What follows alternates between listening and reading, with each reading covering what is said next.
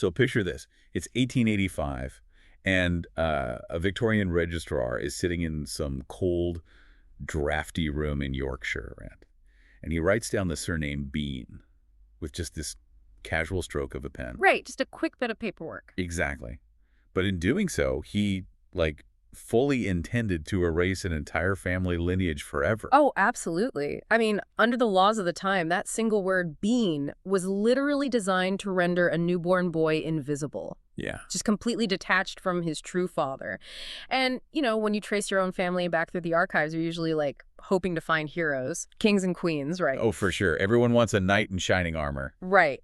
But what we found in this curated stack of records that you shared with us for this deep dive, well, it shows that survival is rarely heroic in that traditional sense. No, it's not at all. It's usually just brutal, relentless heavy lifting, just day in and day out grit. It absolutely is. Genealogy often presents itself as this static table of contents. Someone was born here, they died there, and end of story. Right, just a dry spreadsheet. Exactly. But when you apply actual historical context to those dates, that spreadsheet turns into a survival manual. We are looking at a blueprint of a family that society repeatedly tried to grind down. And they simply refused to disappear. They did. So today, we are tracing that exact blueprint. We're following the Tymon family. And this journey goes from the rural, mountainous borders of 18th century Ireland straight into the gritty, salt-slick streets of Victorian Scarborough. It's quite the geographical and social leap. It really is. And we're going to look at how this family navigated crushing poverty, illness, and just intense societal judgment.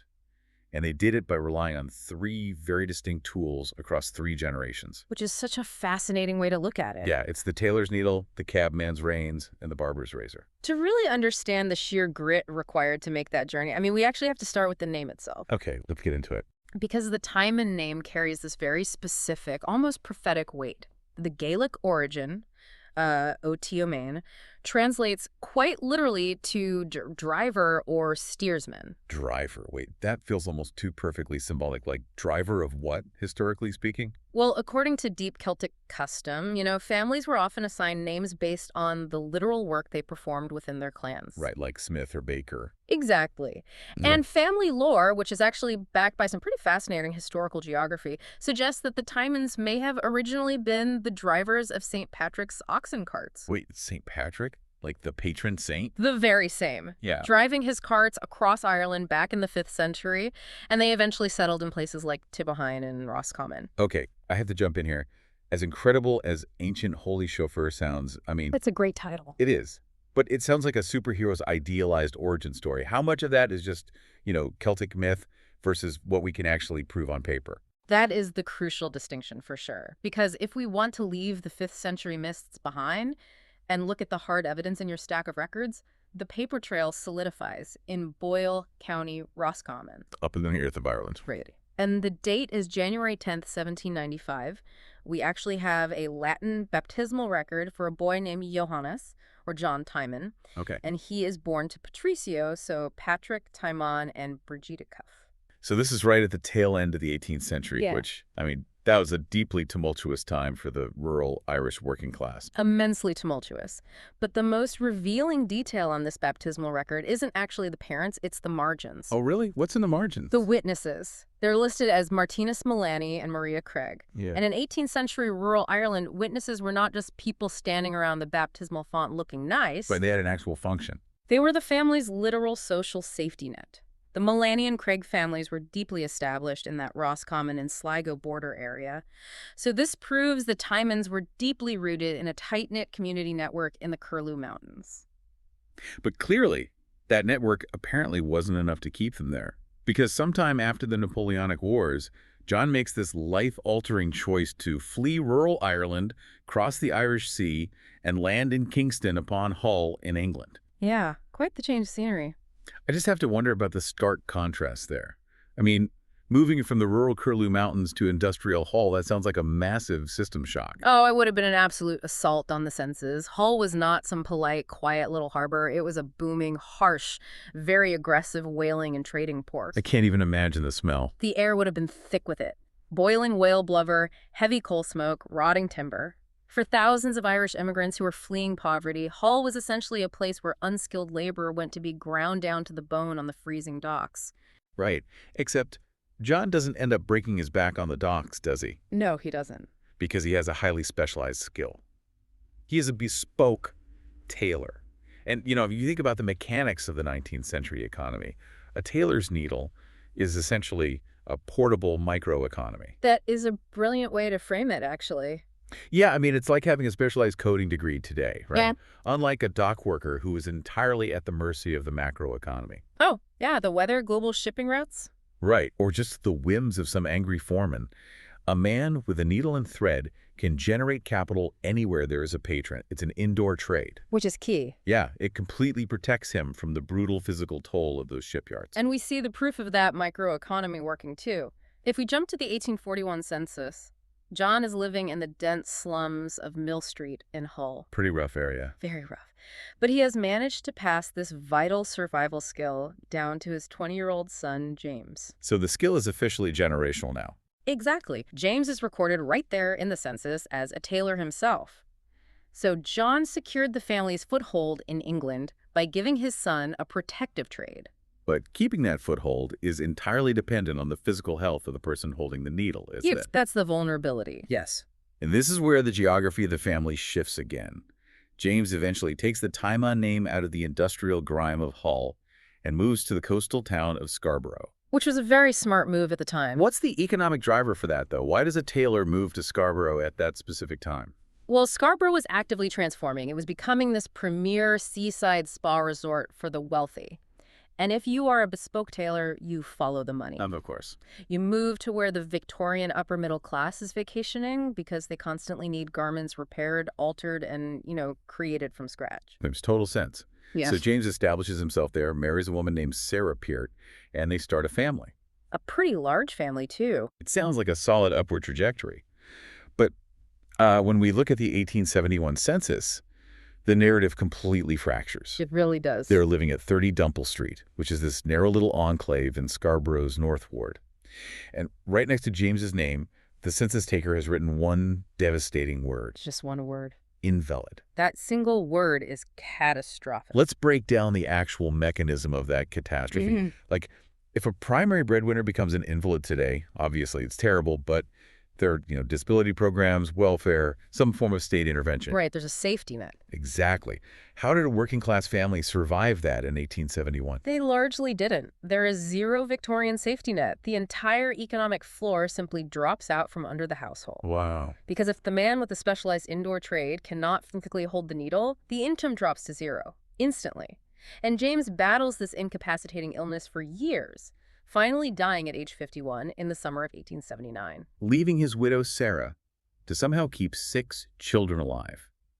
And the records show she turns their home into a makeshift greengrocer shop, right? Yeah. Just selling vegetables to prevent starvation. Yeah, she did whatever she had to do. And that structural collapse, it forces the children into the labor market immediately. They had to grow up overnight. Absolutely. And one of those children is a boy named William, who was only about 6 years old when his father first appeared on that census as an invalid. So William loses the immense privilege of learning that indoor protective trade. Like, his passport expired before he could even use it. The needle is broken. Precisely. The needle is broken, and without the tailoring trade, William's body is his only remaining asset. He has to swap the tailor's needle for the cabman's reins. That's a rough trade. Very. He enters the rural labor market as a carter, driving heavy wagons and horses, and this work physically removes him from Scarborough and takes him up into the rural landscape of the Yorkshire wolds. Which sets the stage for what might be the most tense, precarious moment in this entire stack of historical documents. It's the moment that 1885 registrar tries to erase the family line. Yeah, this is where the story takes a really dramatic turn. Up in the Wolds, William meets a young woman named Mary Bean. Okay. And in early 1885, they have a child in the Driffield district. But because they are unmarried, Victorian law dictates a very specific, highly punitive protocol. Right. On the official birth paperwork, the boy is registered as John William Bean. He is forced to take his mother's surname. Let's just explore the legal and social gravity of that for a moment. Because in the 1880s, an illegitimate child wasn't just frowned upon, right? They were legally Filius nullius. A child of no one. A child of no one. That is incredibly harsh. Yes, the local parish registrar's primary goal was basically to protect the local taxpayer purse from having to support an illegitimate child. Always about the money. Always. By branding him a bean, the state was officially categorizing him as an outsider. They fully intended to keep him completely detached from the Tymon lineage and any financial support that might imply. He was a child of the shadows. And this is where, human nature really intersects with the historical data. Because William is a poor young laborer. He is facing an immense societal stigma. Massive stigma. The easiest, most common path for a man in his position in Victorian England would be to simply walk away, just disappear into the next town, find a new job, start over. It was incredibly common for men to do exactly that. The fact that William chose not to run is the defining act of his life. Yeah. He chose to bear the social and financial weight of that child. He anchored himself to Mary and the baby, brought them out of the rural wolds back to the salt-slicked streets of Scarborough, and in early 1887, he officially married Mary. He practically defied the state to claim his family, which is just amazing. What I find so compelling about the evidence you provided for this deep dive is that we don't have to guess if William's actions were just some, convenient arrangement. Not at all. Because modern DNA testing from living descendants has conclusively proved what William's actions claimed back in the 1880s. That little boy, legally branded a bean, was biologically a Tymon. The science vindicated his choice over a century later. It's incredible. But, that choice meant William had a family to feed in an unforgiving coastal economy. Right. And without a specialized indoor trade, he had to sell his sheer physical endurance. The records place him at 48 Sandringham Street in Scarborough, and they list his occupation as a driver of growlers. Now, I'm looking at this term, and it sounds thoroughly unpleasant. What exactly is the mechanism of driving a growler? Oh, it's brutal work. A growler is a heavy, four-wheeled, horse-drawn hansom cab. They got the name because of the loud, grating, grinding noise the wooden wheels made on the cobblestones. No. Picture William's daily reality. Okay, he is sitting completely exposed to the elements on the high exterior box of this massive carriage. No protection at all. None. He is manually navigating a heavy draft horse up and down the incredibly steep, rain-slicked inclines of a coastal resort town, ferrying tourists around in freezing North Sea weather. The absolute opposite of his grandfather sitting by a warm fire stitching a waistcoat. It is pure bodily wear and tear. Yeah. And as he ages into the turn of the century, the labor actually becomes more punishing. How does it get worse than freezing on a cab box? Well, he becomes an auctioneer's van man. So wait, he is manually loading and moving massive, solid wood Victorian furniture for the Edwardian elite. Exactly, up and down those same steep hills. William basically became the silent, physical foundation of his family. He traded his own cartilage, his muscle, his joint health to build a stable economic platform for his son. Which fundamentally changes the trajectory for that son. Like, William's immense physical sacrifice essentially buys John William, the boy born in the shadows, the privilege of choosing his own path. That is exactly the beauty of this generational arc. John William grows up watching his father break his back on those wet cobblestones. Yeah. And he learns early on that the local economy will gladly grind you into dust if you let it. So by the time he is 16 years old, he pivots. He makes a move. He manages to escape the manual labor trap entirely and secures a clean career. He becomes a barber. He picks up the razor. I love this. We've seen the needle, we've seen the reins, and now the family reclaims the indoor respectability of a skilled craft with the barber's razor. He sets up his barbershop on Castle Road in Scarborough, so he steps fully out of the illegitimacy of his birth and becomes a respected local tradesman. Which is a huge victory. But his story of endurance doesn't just stop at the edge of his barber chair, because when the First World War tears across Europe, he answers the call. Which takes him from a sterile, safe, indoor barbershop straight into the absolute mud and horror of the Western Front. Yes. He serves in France operating a massive 18-pounder artillery gun. Oh. It is deafening, brutal, terrifying work, but he survives it. And he brings that survival instinct back to Scarborough and eventually becomes a celebrated foundational figure in the town's local sporting leagues. Really? Yeah, he served as a beloved official, commanding respect on the fields. So the boy who started with a papered-over name, right, a name the state actively tried to legally erase, ends up blowing the official's whistle in front of the entire community. He becomes a recognized pillar of the town. It is a profound reclamation of identity. Really is. And, if we look broadly at the other documents in your research, this gritty, head-down determination wasn't just isolated to the Scarborough branch of the family. Right. It's a persistent global threat. You're talking about the American cousins in the records, aren't you? Yes, exactly. There is a Margaret Mary Tymon whose father naturalized in the United States. Oh, cool. When the First World War breaks out, she doesn't stay comfortable at home in New Hampshire. She becomes a frontline nurse. And her brother, John Lawrence Tymon, he enlists and serves in the Massachusetts infantry. It really suggests that whether they were, shoemakers in the hills of Ireland, soldiers in the trenches of France, or nurses in the hospitals of America, there is this shared genetic trait of just sheer stubborn endurance. They understood that stability is never guaranteed, right? It has to be actively maintained. Maintained and fought for.